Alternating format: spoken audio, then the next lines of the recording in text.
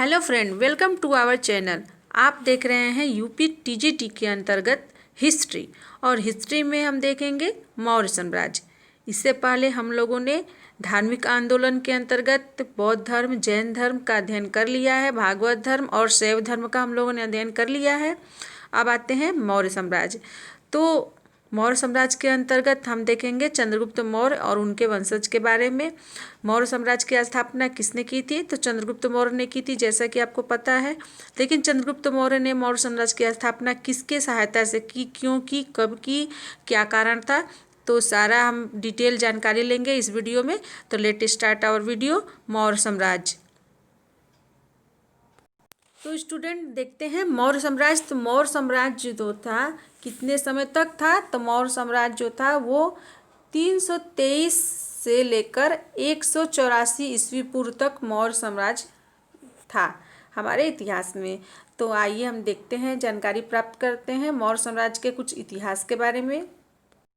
तो स्टूडेंट, मौर्य राजवंश के विषय में हमें विभिन्न स्रोतों से जानकारी मिलती है जो निम्नलिखित है। साहित्य से कैसे मिलती है जानकारी? ब्राह्मण साहित्य में पुराण, ब्राह्मण साहित्य में पुराण से हमें मिलती है। कौटिल्य के अर्थशास्त्र से, विशाख दत्त कृत नाटक मुद्रा राक्षस से मौर्य राजवंश के भी जानकारी मिलती है। कथा सरित सागर एवं बृहद कथा मंजरी आदि से हमको जानकारी मिलती है।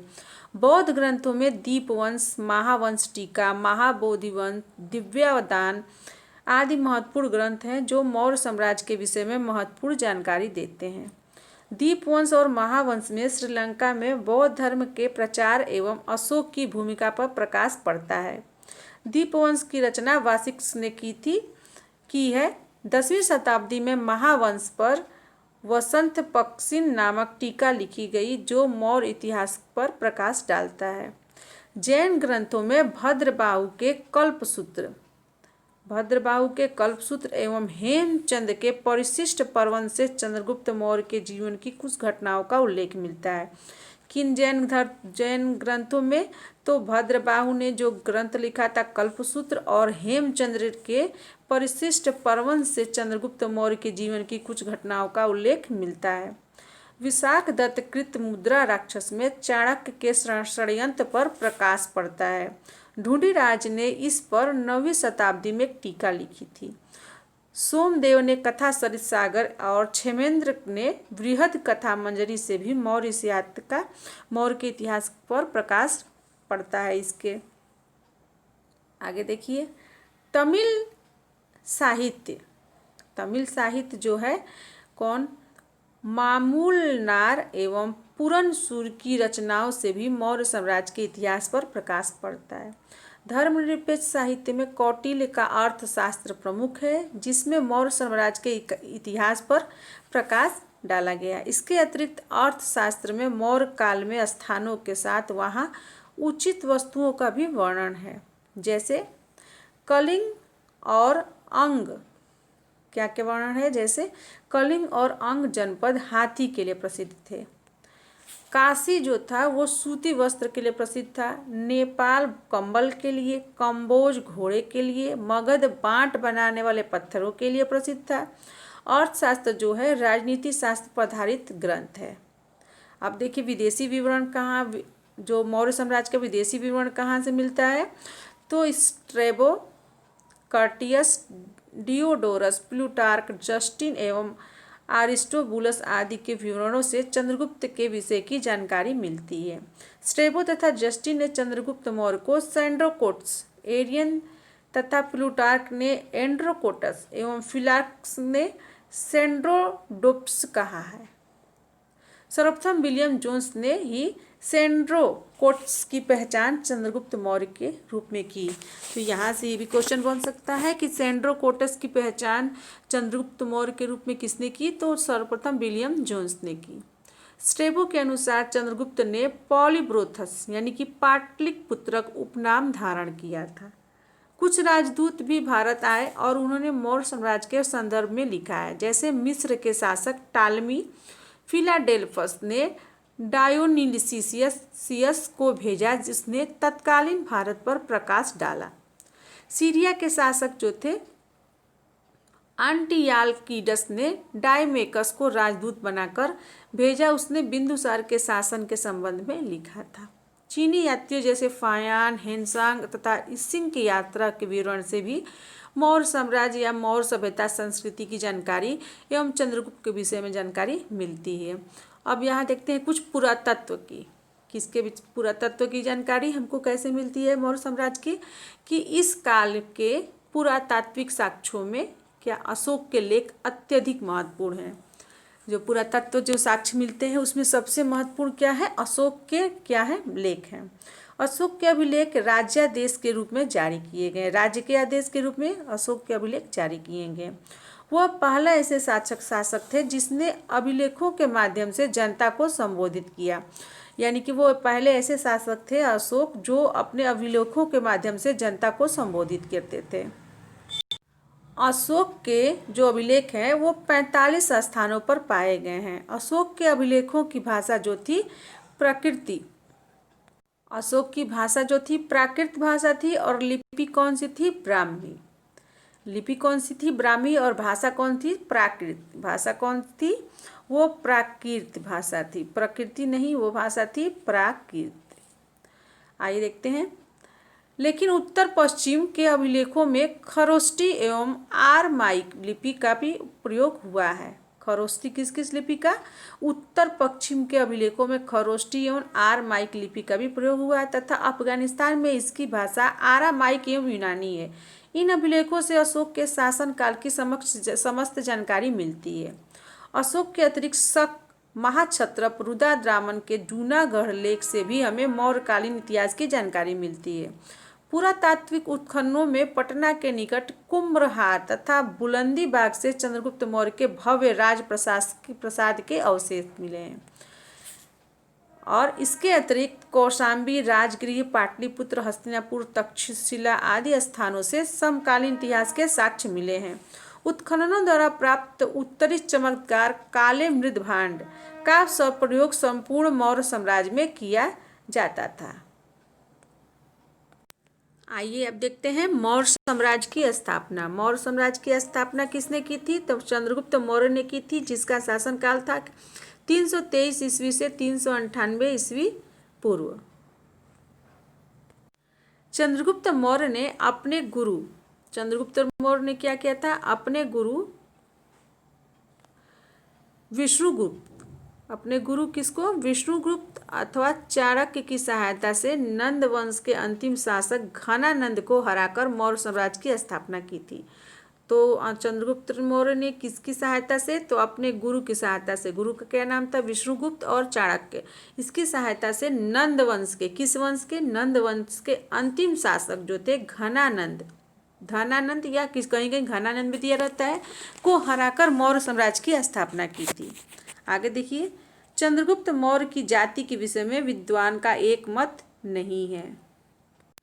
ब्राह्मण साहित्य में इन्हें शूद्र तथा बौद्ध एवं जैन धर्म के ग्रंथ में इन्हें क्षत्रिय कुल में उत्पन्न बताया गया है। किस ग्रंथ में, किस साहित्य में, तो ब्राह्मण साहित्य में इन्हें चंद्रगुप्त मौर्य को शूद्र कहा गया है, जबकि बौद्ध एवं जैन ग्रंथ में इन्हें क्षत्रिय कुल में उत्पन्न बताया गया है।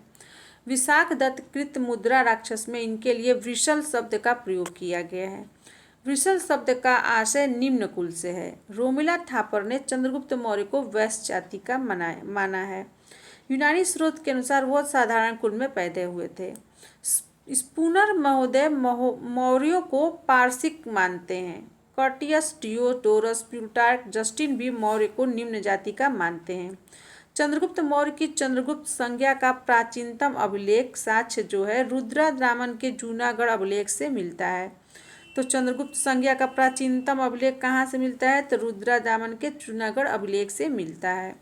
मगध के राज सिंहासन पर बैठकर चंद्रगुप्त ने एक ऐसे, किसके सिंहासन पर, तो मगध के सिंहासन पर बैठकर चंद्रगुप्त ने एक ऐसे साम्राज्य की नींव डाली जो संपूर्ण भारत में फैला था।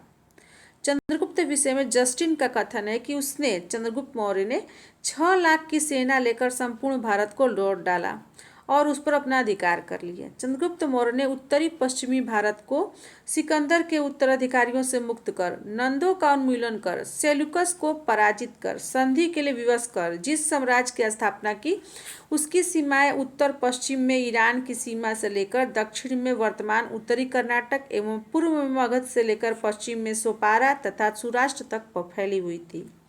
महावंश की टीका में उसे सकल जम्बू द्वीप का शासक बताया गया है। महावंश की टीका में उसे सकल जम्बू द्वीप का शासक कहा गया है। रुद्रदामन के जूनागढ़ अभिलेख से पता चलता है कि चंद्रगुप्त का साम्राज्य विस्तार जो था वो पश्चिमी भारत में भी था। विस्तार नहीं, विस्तार।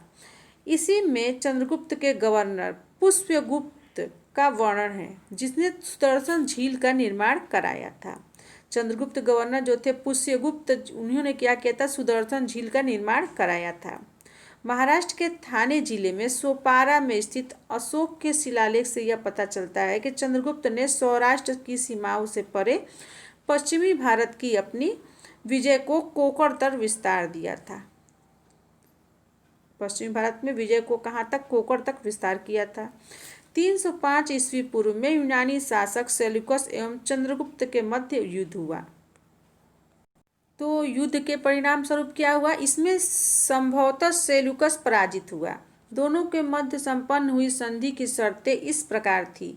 सेल्यूकस ने चंद्रगुप्त मौर्य के साथ अपनी पुत्री हेलेने के विवाह में दहेज के रूप में एरिया, आराकोसिया, जेंड्रोसिया एवं पेरिपेमिसडाई के क्षेत्रों को दिया। प्लूटार्क के अनुसार चंद्रगुप्त ने सेल्यूकस को 500 हाथी उपहार में दिए।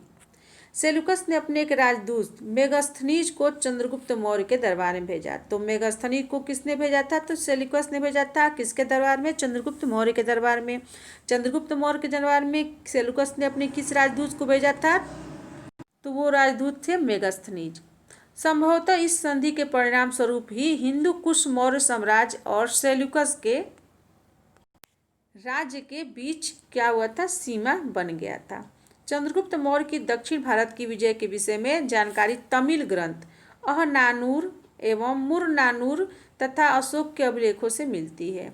अशोक के अपने दूसरे एवं 13वें शिलालेखों में अपने साम्राज्य की सीमाओं तथा चोलों और पांडवों, सतीय पुत्रों तथा केरल पुत्रों जैसे सीमावर्ती राज्यों का उल्लेख किया गया है। बंगाल पर चंद्रगुप्त की विजय महास्थान अभिलेख से पता चलता है। तिब्बती इतिहासकार तारानाथ एवं स्मिथ का मानना है कि दक्षिण भारत को मौर्य साम्राज्य में बिंदुसार के समय पर मिलाया गया था। किसके समय पर, बिंदुसार के समय पर मिलाया गया था। किसका है, ये तारानाथ और स्मिथ का मानना है। यूनानी इतिहासकार चंद्रगुप्त मौर्य को दक्षिण की विजय का श्रेय देते हैं। अपने जीवन के अंतिम समय में चंद्रगुप्त ने क्या किया था, जैन साधु भद्रबाहु से जैन धर्म की दीक्षा लेकर श्रवणबेलगोला यानी कि मैसूर कर्नाटक में स्थित ये है चंद्रगिरी पहाड़ी पर करीब 358 ईस्वी पूर्व उपवास के द्वारा अपना शरीर त्याग दिया था। भद्रबाहु पुष्य श्रवण कथा कोश एवं राजा बलि कथा से चंद्रगुप्त मौर्य के जैन धर्मी होने तथा श्रवणबेलगोला जाने की पुष्टि होती है। यहाँ पर चंद्रगुप्त मौर्य ने चंद्रगुप्त बस्ती का निर्माण कराया। चंद्रगुप्त मौर्य एक कुशल योद्धा, सेनानायक और महान विजेता के साथ साथ योग्य शासक भी थे। विशाल साम्राज्य पर शासन करने वाले वो भारत के प्रथम शासक थे। विशाल साम्राज्य पर शासन करने वाले वो भारत के प्रथम शासक थे। उनने ऐसी शासन व्यवस्था स्थापित की जिसे परवर्ती भारतीय शासकों ने क्या किया था, अपनाया था। इस शासन की मुख्य विशेषता थी सत्ता का अत्यधिक विकेंद्रीकरण, विकसित अधिकारी तंत्र, उचित न्याय व्यवस्था, नगर शासन, कृषि, शिल्प, उद्योग, संचार, व्यापार एवं वाणिज्य की वृद्धि के लिए राज्य द्वारा अनेक कारगर उपाय आदि थे। चंद्रगुप्त की शासन व्यवस्था का चरम लक्ष्य जो था अर्थशास्त्र के निम्न उदाहरण से व्यक्त होता है। कौन सा था, देखिए, प्रजा के सुख में ही राजा का सुख है और प्रजा की भलाई में ही उसकी भलाई। राजा को जो अच्छा लगे वह हितकर नहीं, वरन हितकर वह है जो प्रजा को अच्छा लगे। चंद्रगुप्त मौर्य ने अपने विशाल साम्राज्य पर राजधानी पाटलिपुत्र से शासन किया, जिसे यूनानी तथा लैटिन लेखकों ने पालीबोत्रा एवं पालीबोथा नाम से उल्लेखित किया है। तो स्टूडेंट, इसी के साथ मौर्य साम्राज्य के अंतर्गत चंद्रगुप्त मौर्य का अध्ययन हम लोगों ने कर लिया है। अब आते हैं नेक्स्ट वीडियो में नए टॉपिक चंद्रगुप्त मौर्य के पुत्र बिंदुसार के बारे में हम जानकारी प्राप्त करेंगे। तब तक आप मेरे चैनल पर बने रहेंगे, मेरे वीडियो को देखते रहेंगे। अगर आप मेरे चैनल पर नए हैं तो मेरे चैनल को लाइक शेयर सब्सक्राइब कर लीजिएगा। अगर आप यूपी टीजीटी की तैयारी कर रहे हैं और हिस्ट्री से आपको तैयारी कर रहे हैं तो आपके लिए मेरा वीडियो मेरा चैनल बहुत उपयोगी होने वाला है, क्योंकि मैं अपने चैनल पर यूपी टीजीटी की हिस्ट्री के लिए बहुत विस्तृत वीडियो लाई हूँ और आपको एक एक पॉइंट समझाया जाएगा। तो आप बने रहिए मेरे चैनल पर। अगर आपको वीडियो अच्छा लगेगा तो आप एक कमेंट ज़रूर करिएगा। मिलते हैं नए वीडियो में नए टॉपिक के साथ हमारे इतिहास टीजीटी के अंतर्गत। तब तक के लिए बहुत बहुत धन्यवाद।